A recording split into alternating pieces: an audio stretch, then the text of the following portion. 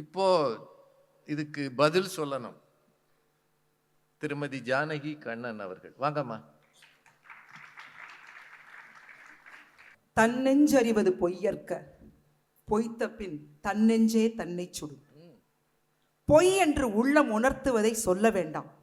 அப்படி சொன்னால் அந்த பொய் சொன்னவரின் நெஞ்சமே அவரை சுடும். தன்னுடைய நகைச்சுவை மிகுந்த பேச்சால் பட்டிமன்றங்களை மிகவும் ரசிக்கும்படியாக செய்த நடுவர் திரு ராஜா அவர்களே, எட்டும் அறிவினில் ஆணுக்கிங்கே பெண் இளைப்பில்லை கான் என்று கும்மியடி என்ற பாரதியின் வரிகளை பட்டிமன்ற மேடைகளிலே முத்திரை பதித்த திருமதி பாரதி பாஸ்கர் அவர்களே, சக பட்டிமன்ற பேச்சாளர்களே, தங்களுடைய பாராட்டுதல்களை கரவொலிகளாக்கி சும்மா அதிருதில்ல என்று இந்த அரங்கத்தை அதிர வைத்துக் கொண்டிருக்கும் பார்வையாளர்களே, உங்கள் அனைவருக்கும் என் வணக்கம். நடுவர் அவர்களே, என்னோட உரையை தொடங்கிறதுக்கு முன்னாடி எனக்கு ஒரு உண்மை தெரிஞ்சாகணும் சாமி. சின்ன பொய்கள்னு சொல்றோமே, அந்த சின்ன அப்படிங்கிறதுக்கு பவுண்டரி என்ன? என்ன அதோட வரைமுறை என்ன? இது சின்னது இது பெரியதுன்னு சொல்ல போறது யாரு?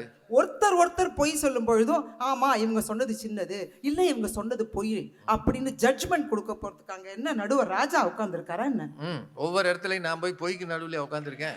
அதானே, இப்படி சின்ன பொய்கள் சுகம்னு நம்ம சொன்னோம்னா சின்ன திருட்டு சுகமா, சின்ன கொலை சுகமா, சின்ன கொள்ளை சுகமா, சின்ன கற்பழிப்பு தான் சுகமா? இவங்க பேசுறத பார்த்தா எல்லா தப்புக்கும் முன்னாடி சின்னங்கிற ஒரு அடைமொழி போட்டுட்டா அதெல்லாம் சரியாயிடும் போல இருக்கு. அதுல அவங்க சொல்றாங்க பாருங்க, ஒரு குறளை யாரு உலக பொதுமறைன்னு நம்ம வச்சு கும்பிட்டுட்டு இருக்கோம். ஒரு நூலை, திருக்குறளை எழுதின மகான் திருவள்ளுவர், அவரோட திருக்குறளை சொல்றாங்க, பொய்மையும் வாய்மை இடத்த பொறை தீர்ந்த நன்மை பயக்கும் என்னன்னு. இவங்க பேசுறதை கேட்டுட்டு நான் எடுத்து திருக்குறளை பார்க்கணுமோன்னு பயம் வந்துருச்சு. பொய்மையும் வாய்மை இடத்த அது அளவில் சீரியதாக இருப்பின்னு அவ்வளவு பயம் வந்துருச்சு நடுவர் அவர்களே. இல்ல உங்களுக்கு அந்த பயம் வரும். அது சின்னதா இருந்தா என்ன, பெருசா இருந்தா என்னங்க, குற்றம் குற்றம் தானே. தப்பு தான்யா. விஷம் ஒரு துளியா இருந்தா என்ன, ஒரு குடமா இருந்தா என்ன சார்? அவங்க கொண்டு செத்துருவாங்கல்ல சாப்பிட்டாங்கன்னா. இவங்க என்ன ரொம்ப சின்னோண்டு விஷம் சாப்பிட்டுக்கங்கன்னு ஒரு சின்ன துளி சயனைட கொடுத்து பார்க்கலாமா நம்ம? ஏமா பட்டிமன்றம் நடக்கணுமா? அதான் அந்த பயம், அதுதான் அந்த பயம் இருக்கணும். பட்டிமன்றம் நடக்கணுங்கிறதுக்காக எப்படி ஒரு துளி விஷம் சாப்பிட மாட்டோமோ, இந்த சமுதாயம் நன்றாக இருக்கணும்னா இந்த சின்ன பொய்களை அறவே ஒழிச்சிருவோம். ஒன்று இல்லைன்னு பண்ணிடுவோம். கௌசர் பாய் ஒரு இன்சிடென்ட் ஒன்று சொன்னார், ரொம்ப மனசை தொடர நிகழ்ச்சிங்க. அந்த குழந்தை நல்லா படிக்கணும், இன்னைக்கு அந்த குழந்தைக்கு கல்யாணம் ஆயிருக்குன்னு அப்பா ஒரு விஷயம் சொன்னார் பார்த்தீங்களா? அதை தாங்க வள்ளுவன் சொன்னா, பொய்மையும் வாய்மை எடுத்து புரை தீர்ந்த நன்மை பயக்கும் என்று. புரை தீர்ந்த நன்மைனா குற்றமற்ற நன்மை. யாருக்கு குற்றமற்ற நன்மை? சொல்லப்படுபவருக்கு குற்றமற்ற நன்மை, சொல்கிறவருக்கு குற்றமற்ற நன்மை, சுற்றி இருக்கிற அத்தனை பேருக்கும் குற்றமற்ற நன்மையா? அந்த இன்சிடென்ட்ல யாராவது ஒருத்தர் சொல்ல முடியுமா இவர் செஞ்சது தப்புன்னு? நடுவர் அவர்களே, உங்கள்கிட்ட நான் இப்போ ஒரு கோரிக்கை வைக்கிறேன். என்னம்மா?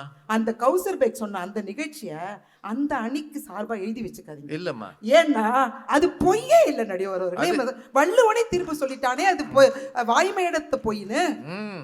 வாய்மை எனப்படுவது யாதெனின் யாதொன்றும் தீமை இல்லாத சொல்லல். அதனால நான் டிக்ளேர் பண்ணிடுறேன், அவர் சொன்னது வாய்மை. எங்க அணியில ஒத்துக்குவாங்க, அந்த பாயிண்ட் அங்கேருந்து எடுத்துருங்க.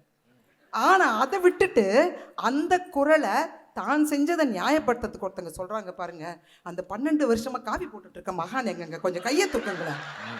ஏங்க அட பாவமே, இப்படி ஒரு அரங்கத்துல வச்சுட்டு அவங்க மானத்தை வாங்கிட்டாங்களே சாமி.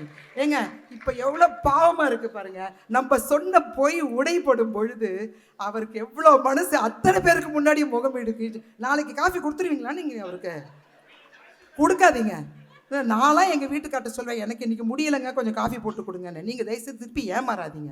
இது இப்ப நடுவர் அவர்களை இப்ப சிச்சுவேஷனை பாருங்களேன். அவருக்கு சுமை, எல்லாருக்கும் முன்னாடி இப்படி ஆயிடுச்சேன்னு. அவங்களுக்கு பாருங்க, இவ்வளவு பாவப்பட்ட நல்ல மனுஷன், அற்புதமான மனுஷன், என் கூட 12 வருஷம் குடுத்தனம் பண்ணியிருக்கிற மனுஷன்ட்ட போய் சொல்லிட்டோமே, அவங்க வேதனையில இருக்காங்க. அவங்க 2 பேரும் சந்தோஷமா தான் இருக்காங்க.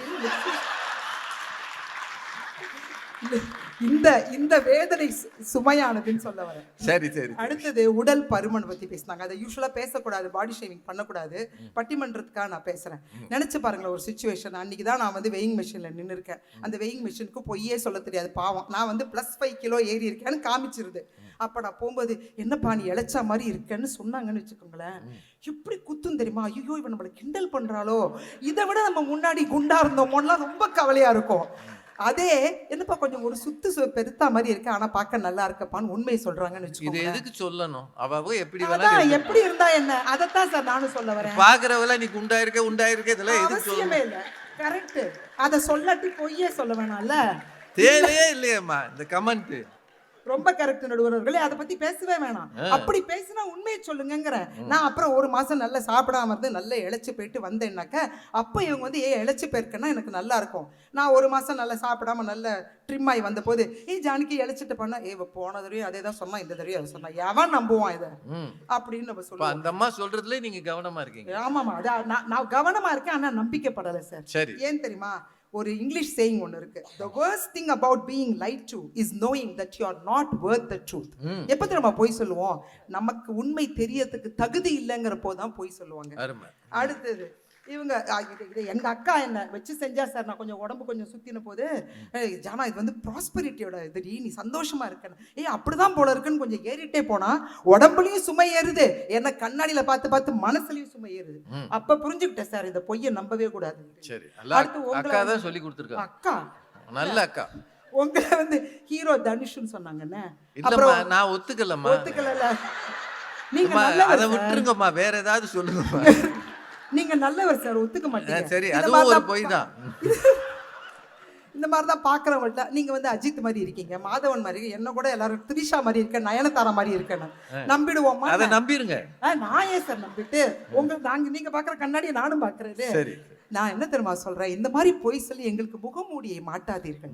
அந்த முகமூடியின் சுமை தாங்கவில்லை. ஜானகி கண்ணனை ஜானகி கண்ணனுக்காகவே ரசியுங்கள், அதற்காகவே நேசியுங்கள், அதற்காகவே கைத்தட்டுங்கள்னு நான் சொல்றேன். பேசுறதுக்காக கைதட்டுங்க, அவ்வளவுதான். வசூல் ராஜா MBBS இவங்க பஞ்சதந்திரம் சொன்னாங்கல்ல, வசூல் ராஜா MBBS படம் பார்த்தீங்கல்ல, பொய் மேல பொய் மேல பொய். நான் வந்து நிஜத்துல இந்த மாதிரி ஒண்ணு இருக்குன்னு சொல்றேன்.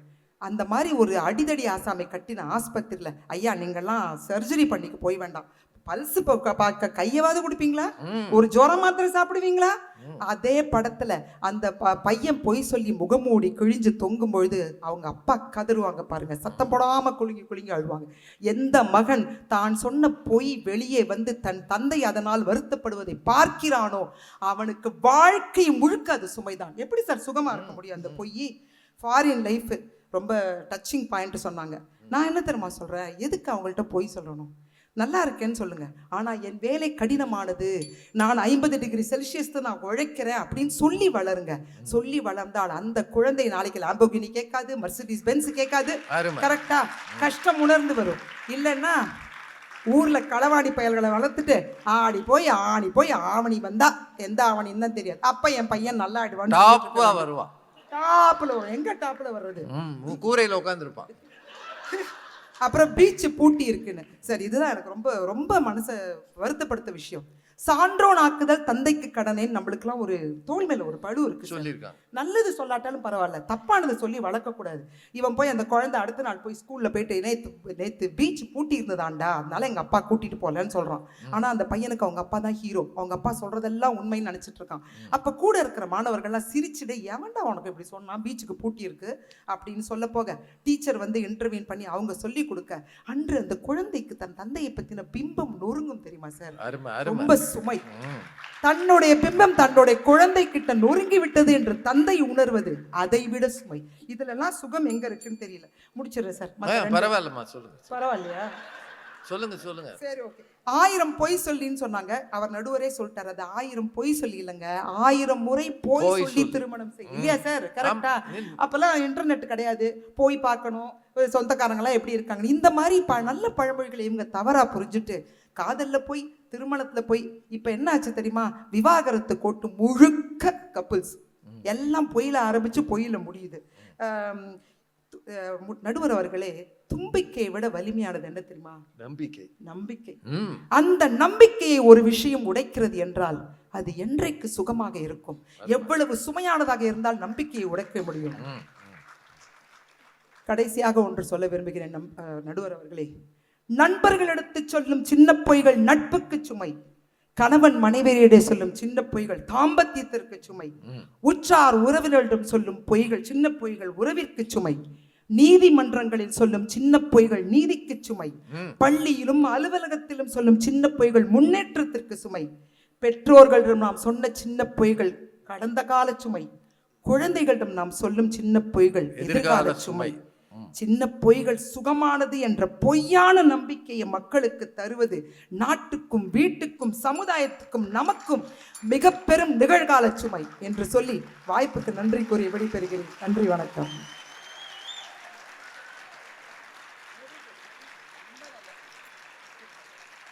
தன்னுடைய மூதாதையருக்கு பெருமை சேர்க்கிற பேச்சு இது. ஊவேசா குடும்பத்திலிருந்து வந்தாங்கன்னு நான் சொன்னேன். அதை அவங்க பேச்சால் நிரூபித்திருக்கிறார். தமிழ் வளர்ந்த இடம் அது, மொழியும் பண்பாடும் தழைத்த இடம் அது. ரொம்ப அருமையா பேசியிருக்கிறாங்க. ரொம்ப ரொம்ப நல்லா பேசியிருக்காங்க. 2 குறள்கள் எடுத்து வச்சுக்கிட்டாங்க. தன்னெஞ்சு அறிவது பொய்யற்க, பொய்த்த பின் தன்னெஞ்சே தன்னை சுடும், வாய்மை எனப்படுவது யாதெனின் யாதொன்றும் தீமை இல்லாத சொல்லல். 2 குறளையும் எடுத்து வச்சுக்கிட்டு சொல்பவருக்கும் சொல்லப்பட்டவருக்கும் எந்த வகையிலும் தீமை இல்லாத ஒரு சொல்தான் வாய்மை. ரொம்ப அழகான விளக்கம் அது. ஒரு தகப்பன் பொய்யனாக பிள்ளை முன்னால் நிற்பதை விட ஒரு அவமானம் இருக்க முடியுமா? அவன் பிம்பம் உடைகிறது. எதிர்கால சுமை, நிகழ்கால சுமை, கடந்த கால சுமை நிறைய பேசியிருக்கிறாங்க. ரொம்ப அழகா பேசியிருக்கிறாங்க. பட்டிமன்றம்ன்றது தான் சொல்ல வந்ததை சொல்லுவது மட்டுமல்ல, எதிர் அணிக்கு பதில் சொல்வதும் தான். அதை மிகச் சிறப்பாக செய்து 1000 முறை போய் சொல்வது தான் அது, பொய் சொல்வது அல்ல. ஒரு பொண்ணை பத்தி 1000 பொய் எப்படி சொல்றது? அதே ஒரு பொண்ணு அல்லது ஒரு மாப்பிள்ளை, இதை சுத்தி 1000 பொய் எங்க இருக்கும் சொல்லுங்க? எப்படி ஒன்று மாட்டிக்கிடும்? ஒரு பொய் சொன்னானா கூட தப்பிச்சிடலாம். 1000 பொய் சொன்னானா மாட்டிக்குவானா இல்லையா? அந்த பழமொழிக்கே ஒரு புது அர்த்தம். நல்லா பேசியிருக்கிறாங்க. 4 பேர் இதுவரைக்கும் பேசியிருக்கிறாங்க. இப்படி நல்லா இருந்ததுங்களா இல்லையா?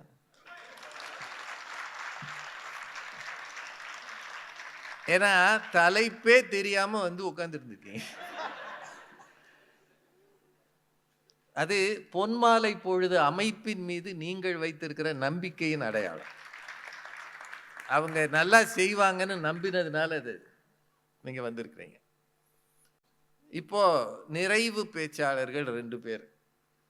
உங்க ஊர்க்காரர் சசி எஸ் குமார், வாங்க ஐயா.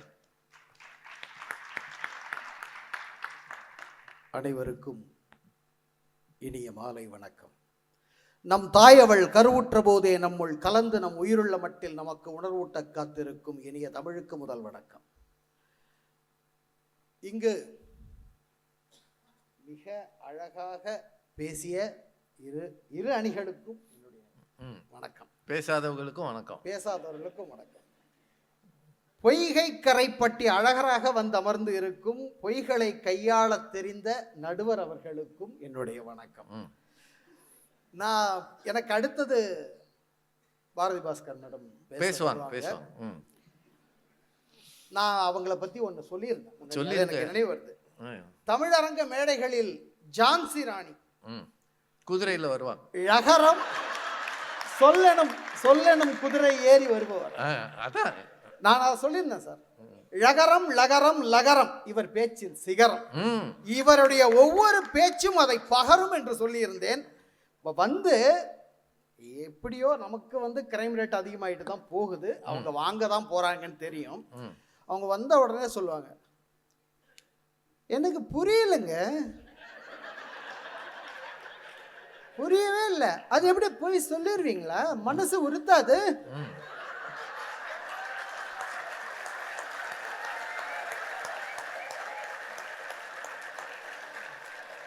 அந்த குரலை பிடிச்சாரு பாருங்க சார். அடுத்தது ஒண்ணு சொல்லுவாங்க வழக்கமா, ஜனங்க கை தட்டுறாங்கன்றதுக்காக எதை வேணா சொல்லிடலாமா?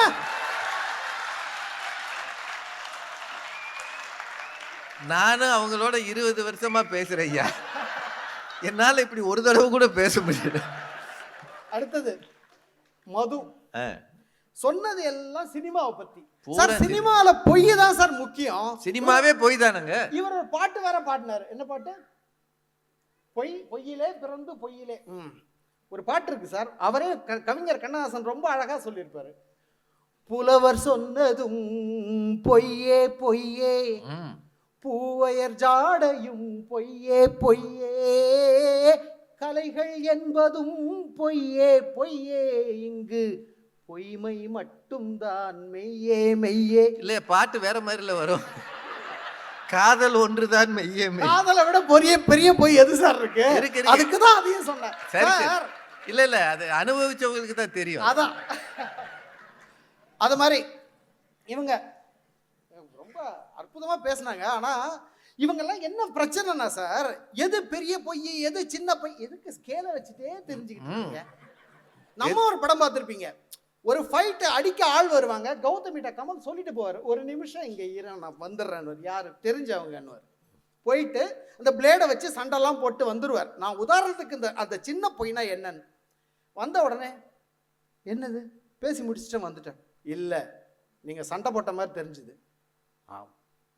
நான் பொய் சொன்னேன், புத்திசாலியாக இருக்கீங்க, அதுக்கு என்ன பண்ணுறது, பரவாயில்ல வாங்கன்னு. அவ்வளோதான் சார் சின்ன பொய். சின்ன பொய்.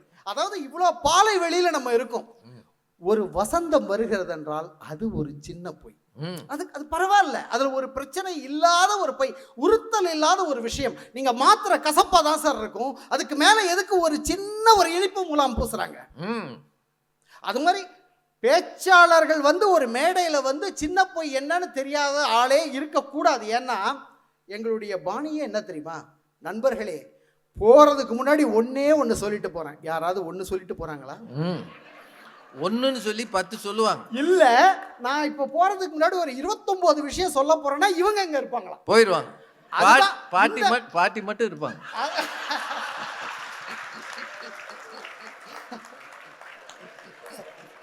சார் அதான் சார் நான் அதை என்ன சொல்றேன், பிரம்மாண்ட பொய்கள் சுகம் கிடையாது. ஏன்னா தலைப்பு சின்ன சின்ன பொய்கள். பிரம்மாண்ட பொய்கள் 2026 வரும், அது வரைக்கும் காத்துருங்க. அது பிரம்மாண்ட பொய், இது சின்ன சின்ன பொய். எங்க ஊர்ல. ஆமா, இங்க இல்ல சார், நம்ம ஊர்ல சார், நம்ம ஊர்ல. அது நான் ஒண்ணே ஒரு சின்ன விஷயம் ஒன்று சொல்றேன். இப்போ அடுத்தது எப்படியோ என் கிரைம் ரேட் ஏறி போச்சு, இனிமேல் எனக்கு என்ன சொல்லிடுறேன். அது என்னங்க கிரைம் ரேட்? இல்ல, நான் இப்ப சொல்றேன் பாருங்க. ராஜா சாருக்கு நேத்து பிறந்த நாள், அவருக்கு ஒரு வாழ்த்து சொல்லிடுங்க. இது பொய் இல்லையா? உண்மை. இது உண்மை. இது எங்களுக்கு எப்படி தெரியும்? இங்க நாங்க நண்பர் கணேசன் வீட்டில் ஒரு கேக் கட் பண்ணோம். கேக்கு வர்றதுக்கு லேட் ஆயிட்டே போகுது. இதை யாரு சொன்னாங்களோ மூச்சு விடலையே, மூச்சு விடாம அப்படியே உட்கார்ந்துட்டு இருந்தாங்க. அன்புக்குரிய பாசத்திற்குரிய என்னுடைய சகோதரி தான் பாரதி பாஸ்கர் மேடம், சொன்னதே அவங்க தான். அதுதானே ஒரு பொய்யை, ஒரு உண்மையை சற்று மறைப்பது கூட சின்ன பொய் தானே சார்? ஆமாங்க, கரெக்ட். ஆனா எனக்கு கடைசி வரைக்கும் என்னன்னு தெரியாது. உங்களுக்கு கடைசி வரைக்கும் தெரியாது, எதுக்கு உட்கார வச்சிருக்காங்கன்னு தெரியாது. அதுதான் நான் என்ன சொல்றேன், மனதில் இருந்து பேசுவது என்பது சின்ன பொய், அறிவில் இருந்து பேசுவது என்பது உண்மை. இந்த உண்மை பல சமயம் வலிக்கும் சார். நீங்க இவர் நம்பிக்கையை பத்தி சொன்னீங்கல்ல, நம்பிக்கை, அந்த நம்பிக்கை தருவது. எழுத்தாளர் ஜெயகாந்தன் ஒரு வார்த்தை சொல்லுவார் சார், உங்கள் உண்மை ஒன்றும் அவ்வளவு முக்கியமானது அல்ல, எங்கள் நம்பிக்கையை நீங்கள் சிதைக்காமல் இருப்பது முக்கியம், அதற்கு சின்ன பொய் கூட போதுமானது. ஜெயகாந்தன் அவர்கள் சொன்னது, ஜெயகாந்தனே சொல்லிட்டார். அது மட்டும் இல்ல சார், ஞானக்கூத்தன் எவ்வளவு அழகான ஒரு கவிஞர். அம்மாவின் பொய்கள்னு ஒரு கவிதை எழுதியிருப்பாரு. அதை தவறுகள் செய்தால் சாமி கண்ணை குத்தும் என்றாய் அம்மா, ஒருமுறம் தவிட்டுக்காக என்னை வாங்கினேன் என்பாய், பசிக்கிறது என்றால் வயிற்றுக்கு ஆகாது என்பாய், எத்தனை பொய்கள் சொல்லி இருக்கிறாய், அத்தனை பொய்கள் சொன்ன நீ இன்று ஏனம்மா உனது பொய்களை நிறுத்தி கொண்டாய்? ஓ, ஒருவேளை வயதானவர்களுக்கு பொய்களை சொல்ல தகுந்தது அரசாங்கம் என்று நினைத்து விட்டாயா? தாய்ப்பாலை நிறுத்துதல் போல் தாய் பொய்யை நிறுத்துதல் ஆகாது. உன்னை விட்டால் உன் மகன் எங்கம்மா பெறுவான் பொய்களை என்று சொல்லுகிறார். அருமை அருமை. நான் கவிதை இதுதான் சார், இதுதான் நாங்க சொல்றோம். இது சின்ன ஒரு இடக்கர் அடக்கல்னு தமிழ்ல ஒரு அழகான வார்த்தை, நல்ல வார்த்தை. அதை யூஃபமிசம்னு சொல்லுவாங்க. கரெக்டா?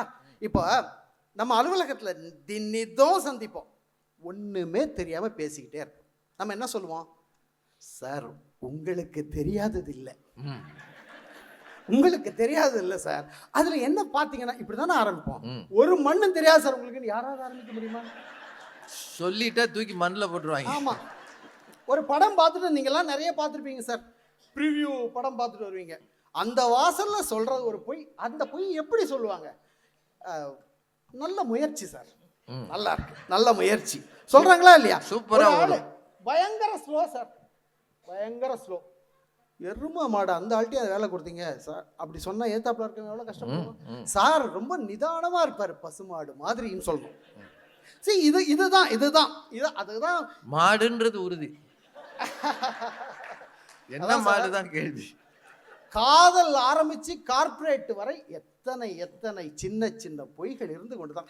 சிரமம் இல்லாத சார், ஒன்றும் ஸ்கேல்லாம் தூக்கிட்டுலாம் அலைய வேண்டாம். அது ரொம்ப அழகா ஒரு சின்ன விஷயத்த அப்படி போற போக்கில் ஒன்று சொல்லிட்டு போனா அவன் மனது இலகுவாகிறது என்றால் அதுதான். அது வாழ்க்கையில சொல்லாம எப்படி சார் வாழ முடியும்? முடியாது. அதான் இப்ப ஒரு வழக்கமா சின்ன குழந்தைங்க கேட்கும் தெரியுமா? நம்ம வீட்டுல ஆல்பம் பார்த்துட்டு இருக்கும்போது, அப்பா உங்க கல்யாண ஆல்பத்துல நான் எங்கப்பா எங்க இருந்தேன் கேட்குமா? இதற்கும் ஒரு பதில் சொல்லியிருக்கார் சார். எப்படி சொல்ல முடியும்? இதற்கான பதிலை எப்படி சொல்லுவீர்கள்? உண்மையை சொல்ல முடியுமா? கவிஞர் மகுடேஸ்வரன் எழுதுகிறார், நீங்க என் மகள் கல்யாண ஆல்பத்தை புரட்டி கொண்டிருக்கும் போது, அப்பா இந்த ஆல்பத்தில் நான் எங்கிருக்கிறேன் என்று கேட்டதற்கு நான் சொன்னேன், மகளே அந்த புகைப்படத்தில் மணவரையில் ஓரத்தில் ஒரு தீபம் எரிகிறது பார், அந்த விளக்கொளியில் நீ இருந்தாய். அருமை அருமை. நாங்கள் அன்று சுவைத்த பாலின் சுவையில் நீ சுவையாக நீ மறைந்திருந்தாய். உன் அம்மாவின் கையை இருக்க பற்றினேன் அல்லவா, அந்த இதத்தின் கதகதப்பில் நீ இருந்தாய் என்று சொல்கிறது. பொய்ன்னு நீங்க தள்ளி விட்டு போட முடியுமா? அதெல்லாம் முடியாது. இதுதான் சார் பொய். இதுக்கு ஒன்று நீங்கள் ஸ்கேலை வச்சுட்டு தீசிஸ் எழுதி ஆய்வரங்கம். சுஜாதாவா மாதிரி எழுத்தாளர்கள் எவ்வளோ அழகாக சொல்லுவாங்க தெரியுமா? கற்பனை இல்லாததும் பொய் இல்லாததும் வேணும்னா நீங்கள் இந்த புக் எல்லோ பேஜஸா, அதுதான் நீங்க அந்த பேரு அவங்க நம்பர், இதுதான் பொய் இல்லாத டெலிஃபோன் டைரக்டர். இதுதான் இதை அது மாதிரி இன்னொன்று, பிள்ளைகளிடம் ஒன்று உண்மையாக சொல்ல வேண்டும். சொன்னா அவங்க அது கேட்காது இது கேட்காது. நான் மிகவும் மதிக்கக்கூடிய அண்ணன் என்று அழைக்கக்கூடிய தோழமை என்று பேசக்கூடிய பாரதி கிருஷ்ணகுமார் என்ற ஒரு பேச்சாளர் ஒரு கூட்டத்தில் அவர் வேற ஒரு கண்டெக்ஸ்டுக்காக சொன்னார் அதை. ஆனால் எனக்கு அது தோணுது சார், இன்னைக்கு இருக்க பெரிய பிரச்சனை என்ன சார், பிள்ளைங்கள்லாம் சம்பாதிச்சுட்டு வெளியூர் போயிட்டு திரும்பி கூட பார்க்கறது இல்லைன்னு சொல்றது ஒரு விதம். இன்னொன்று, பைசா அனுப்புறதே கிடையாது, என்ன பண்ணுறேன்னு தெரியலன்னு சொல்கிறாங்க இல்லையா? இதற்கு காரணம் என்னன்னு சொல்கிறாங்க. இவங்க என்ன பண்ணுறாங்க, 12வது பிள்ளைகள் படிக்கும் போதே அப்பா ஒரு சின்ன ஒரு பிரிவு மாதிரி அப்பா என்ன சொல்லுவார், இங்கே பாரு, எனக்கு நீ சம்பாதிச்சு ஒன்றும் தர வேண்டாம், உன் பொழப்ப நீ பார்த்துக்கோ, எனக்கு ரிட்டையர்மெண்ட் லைஃபுக்கு 2 வீடு இருக்கு, எல்லாம் நான் பார்த்துக்கிறேன், நீ என்னை பற்றி கவலைப்படாத, நீ உன் வேலையை பாரு. சொல்கிறாங்களா இல்லையா? ஆனால் அதை எப்படி சொல்ல வேண்டும்? மகனே இதோ பார், உனக்கு வேலை கிடைக்கும், எனக்கு தேவையான வசதிகள் இருக்கின்றன, ஆனாலும் உன் முதல் சம்பளத்தை நீ கொண்டு வரும்போது ஒரு பாலை நிலமோ ஒரு விவசாயியோ எப்படி வான்மழைக்காக காத்திருக்கிறானோ நான் அப்படி காத்திருப்பேன் உன் பணத்திற்காக, உன் வருமானத்திற்காக நீங்க சொல்லணும். பொய் தான் சார் அது. அதான் நான் சொன்ன பாருங்க, மனதிலிருந்து பேசுங்கள், அறிவிலிருந்து பேசாதீர்கள். உங்களுக்கு அந்த பணம் தேவைப்படாமல் கூட இருக்கலாம், அந்த பிள்ளை பொய்க்குமா உங்களிடத்தில்? இதை எப்படி சொல்ல வேண்டும் என்பதை சொன்னா அதை விட்டுட்டு நீங்க அது கிடையாது இது கிடையாதுன்னு சொல்லிட்டு இருக்கீங்க. ஒரே ஒரு விஷயத்தை சொல்லி இதை நிறைவு செய்கிறேன் என்னுடைய பேச்சை. லைஃப் இஸ் பியூட்டிஃபுல்னு ஒரு படம், ராபர்ட் பெனிக்னின்னு ஒருத்தர் எடுத்தார். நானும் படத்தை பற்றி பேசுகிறேன். இது நடந்தது, அதில் ஒரு சரடை எடுத்துட்டு அவர் உண்மையாக ஒரு படம் எடுத்திருக்கார். Life is beautiful. ஒரு தந்தையும் அவருடைய 5 வயது மகனும் யூத வதைப்படலம், இந்த 2ஆம் உலகப் போர் நடந்தப்போ அங்கே போய் மாட்டிடுறாங்க. இந்த பையன் பயந்து நடுங்குகிறான். அவங்க ஒவ்வொரு ஆளாக கூப்பிட்டுட்டு போய் அவங்க என்ன பண்ணுவாங்கன்னு உங்களுக்கு தெரியும். அதெல்லாம் பல படங்களில் நீங்கள் பார்த்துருப்பீங்க. அந்த ஒரு இது மாதிரி ஒரு கியாஸ்க் மாதிரி இருக்கும், அதில் அடைத்து அவரை கொள்ளுவார். Case chamber. ஆனால் இவர் சொல்லுவார், மகனே இது ஒன்றும் இல்லை, இங்கே ஒரு பெரும் விளையாட்டு நடந்து கொண்டிருக்கிறது. இந்த விளையாட்டில் 3 ரூல் உண்டு. 1, வீட்டுக்கு போகணும்னு சொல்லவே கூடாது. அம்மாவை பார்க்கணும்னு சொல்லவே கூடாது. 3வது, பிஸ்கட் வேணும் பசிக்குதுன்னு சொல்லக்கூடாது. ஒவ்வொரு போட்டியாக நடக்க அந்த போட்டியில் நீ ஜெயித்து வர உனக்கு 100 பாயிண்ட் மார்க்ஸ் கிடைச்சிக்கிட்டே இருக்கும். 1000 யார் முதலில் அடைகிறார்களோ அவர்களுக்கு பீரங்கி ஒன்று பரிசாக கிடைக்கும் என்று அந்த அப்பா சொல்வார். இந்த பையன் உண்மை என்று நம்பி ஒவ்வொரு அப்பா கஷ்டப்பட்டு ஒரு இரும்பில் அந்த உலையில் வேலை செய்து கொண்டிருக்கும்போது அப்படியே வேத்த வழியும், இது ஒரு விளையாட்டு, நான் செய்து கொண்டிருக்கிறேன், இதில் 100 மார்க் கிடைக்கும். அந்த பையன் ஒத்துக்குவான். கடைசி நாள் இந்த குழந்தையை தேடி வருவார்கள்.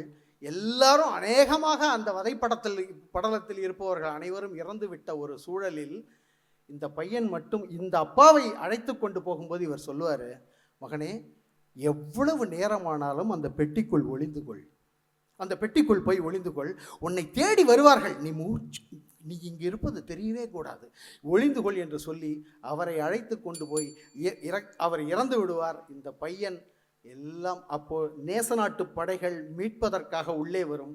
இந்த சிறுவன் 5 வயது சிறுவன் மெதுவாக எழுந்து வெளியே வரும்போது பெரிய பீரங்கி ஒன்று வரும். அதில் இருந்த ஒரு படை வீரன் இந்த பையனை கொண்டு மேலே அமர்ந்தால் இவன் இந்த பீரங்கி எனக்கு கிடைத்து விட்டது என்ற மகிழ்ச்சியில் செல்லுவதாக அந்த படத்தை முடித்திருப்பார். இப்போது சொல்லுகிறேன், ஜெயகாந்தன் சொன்ன அதே வரிகளை நீங்கள் யோசித்து பாருங்கள். உங்கள் உண்மை ஒன்றும் அவ்வளவு முக்கியமானதல்ல, எங்கள் நம்பிக்கைகளை சிதைக்காமல் இருப்பதே முக்கியம். அதற்கு சின்ன பொய் கூட போதுமானது. வாய்ப்புக்கு நன்றி, வணக்கம். அருமை. உண்மையிலேயே ஒரு இலக்கியத்தரமான பேச்சை கேட்ட நிறைவு. பட்டிமன்றங்களில் இலக்கியவாதிகளை அதிகம் தொடுவதில்லை. அது சமீபமாக வருகிற பட்டிமன்றங்களில் வெறும் நகைச்சுவை மட்டுமே இருக்கு. ஒருவரை ஒருவர் கேலி கிண்டல் செய்வதும், கொஞ்சம் கூட ஒரு திருக்குறளை கூட உதாரணமாக காட்டாத சூழல் இன்னைக்கு தொலைக்காட்சி யூடியூப்ல வந்துருச்சு. மரபுகளை பின்பற்றாமல் பட்டிமன்றம் என்ற கலை வடிவத்தை கொஞ்சம் மலினப்படுத்துகிற வேலையை நிறைய இடத்துல பார்க்கலாம். ஆனால் தன்னுடைய பேச்சில் எத்தனை இலக்கியவாதிகளை அவர் உதாரணமாக எடுத்து பேசினார்.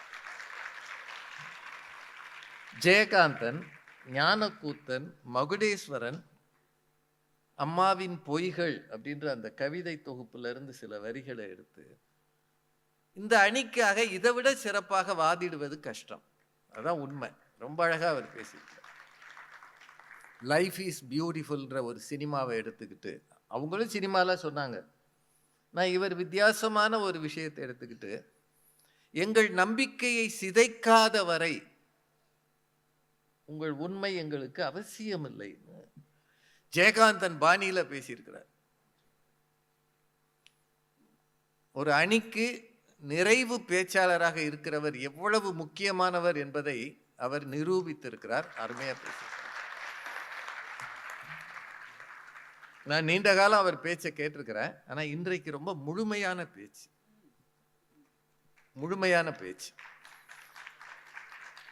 இன்னொன்னு ஞாபகம் வச்சுக்கோங்க, எந்த தலைப்புலையும் நல்ல விஷயங்களை சொல்ல முடியும்ன்றதுக்கு இந்த பேச்சு ஒரு எடுத்துக்காட்டு. இப்போ நீங்க என்ன நினைக்கலாம்னா, ஒரு இலக்கிய தலைப்பை எடுத்துக்கிட்டு தான் இலக்கியத்தை தொடர்பு படுத்தி பேச முடியுமா? பொய்களை பற்றி பேசும்போது என்னையா பேச முடியும் அப்படின்னு நினைக்கலாம். ஆனால் தேர்ந்தவர்கள், இலக்கிய பின்புலம் வாய்ந்தவர்கள், தரமாக மேடையை கையாள தெரிந்தவர்கள் இப்படித்தான் பேசுவார்கள். அதான் இவரது பேச்சின் சிறப்பு. கேலரி, பிளேயிங் டு த கேலரின்னு ஒன்று இருக்கு. ஆடியன்ஸை கிச்சு கிச்சு மூட்டி சிரிக்க வைப்பது ஒரு வகையான பேச்சு. அதுல எதுவும் மனசுல நிக்காது, அந்த நேரத்து நகைச்சுவை தான். ஆனால் இவர் சொன்னதுக்கு பிறகுதான் இந்த தலைப்புல இவ்வளவு கம்பீரமாக, ஏன்னா அடுத்து பேச போறது பாரதி மேடம், அவங்க முன்னாடி பேசும்போது அந்த லெவல் குறையாம பேசினார் பாருங்க. சசிகுமாருக்கு வாழ்த்துகள், பாராட்டு.